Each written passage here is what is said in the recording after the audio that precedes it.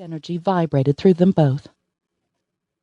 With a wide smile and a straightening of her shoulders, Joanie reached to the back of the van and flipped the 2 switches that would turn on the lighted sign atop the vehicle, as well as pump 60s dance music through the outer speakers.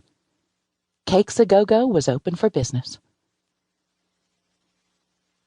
15 minutes later, Joanie flipped off the lights and music and slumped back against the counter, as if her body had been beaten continuously since the school doors had opened.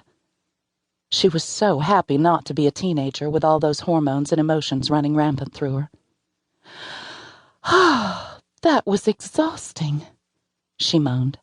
"I've no idea how you go in there every day around all that." "Girl," Destiny began, "you ain't that old. You hung in."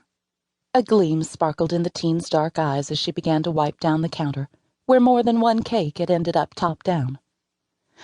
"I feel like we did nothing but throw cupcakes out the window for a solid 15 minutes, Joanie said. "Like we were being attacked and the cakes were our only weapons. Did we actually manage to collect money, or was that purely a fight we just lost?" Laughter rolled from the teen as she flipped open the cash box and waved her hand with a flourish over the mound of bills. "Poor Joanie. If you're thinking of doing this every week, you'd better start eating a heartier breakfast. It won't get any easier."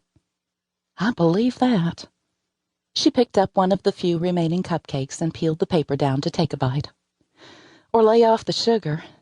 Nothing like a sugar crash when you need the energy to handle 100 kids."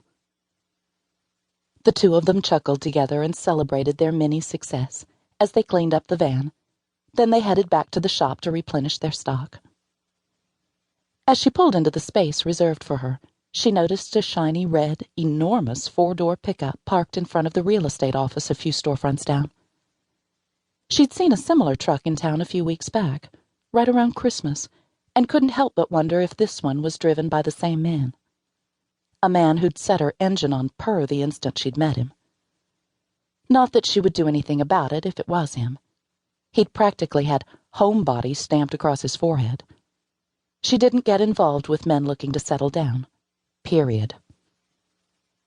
Before she could call around to find out who it was, her cell phone rang. Glancing at the display, she saw the number for the nursing home where her grandmother had been living the last 3 years. She tossed Destiny her keys.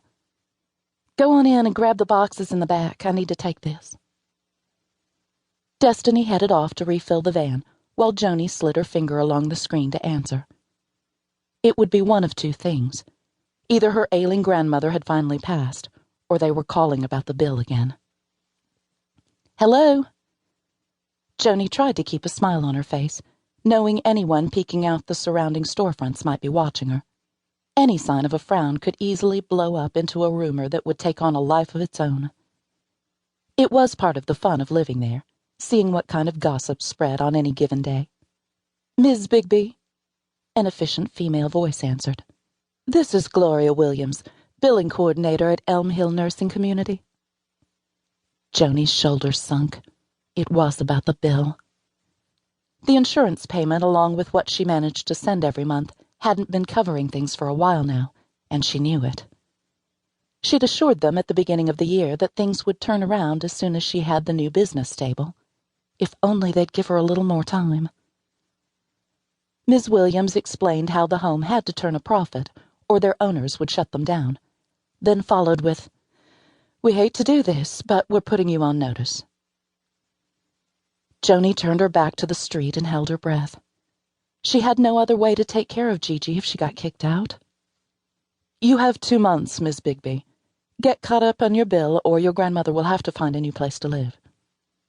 Joanie's breath whispered out from between tense lips. "I understand, Miss Williams. I'll take care of it." Though she wasn't sure she could accomplish it in 2 months. Joanie disconnected and pressed the fingertips of one hand to her forehead, feeling a rare headache coming on.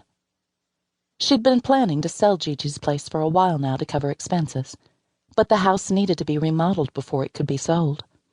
It was so outdated, she couldn't imagine anyone willing to pay a decent price for it in its current shape. The funds to improve it were limited as well. She let out another tense breath and scrolled through her contacts, hoping she'd stored the number of the contractor she'd previously discussed renovations with.